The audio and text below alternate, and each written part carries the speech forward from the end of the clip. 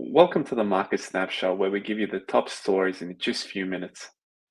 Japanese yen strengthened by 3.3% against the US dollar last week. This is after the Wall Street broke the story of the $60 billion intervention to boost the Japanese yen. But is it really working, given that the USD yen today is up by 1.6%?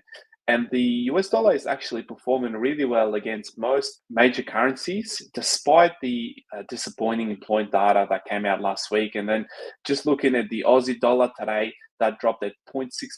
And that's after the RBA decided to keep the rate steady at 4.35%. And also later this week, we've got some strong data coming out of the UK. So we've got the GDP figures and the rate decision.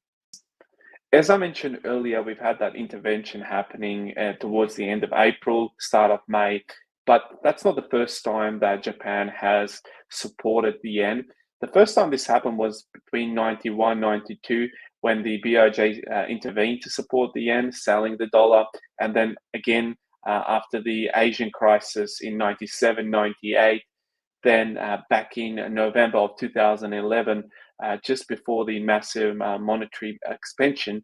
Then lastly at 2022, just looking at the graph there, you can see that it's been on a downtrend since 2011. And it's going to be interesting to see whether there's going to be a further intervention by the Japanese. Moving into the charts, I've got my pair of the week, Aussie USD on a daily charts.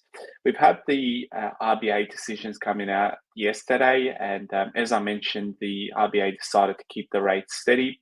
But before that, the traders actually priced a potential interest rate hike leading to an uptrend this week, and that didn't last very long once the RBA announcement came out, pulling back the Aussie about 0.6% today, and it's looking like it's going to head down. My weekly outlook on the Aussie USD is that it's gone on a downtrend from here on. It's been bouncing between 66 and 64 cents, and it holds a strong resistance at 64 cents.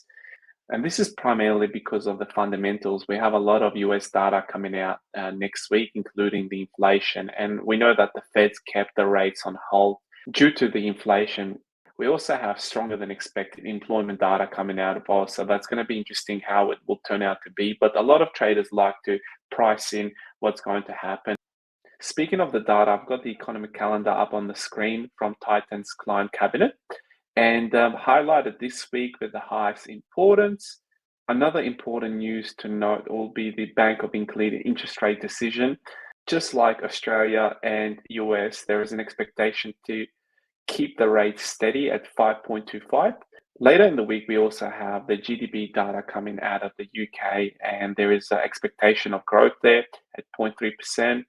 And then also out of Canada, we've got the employment rate and employment changes. Thanks for watching. My name is Valon. Until next week, happy trading.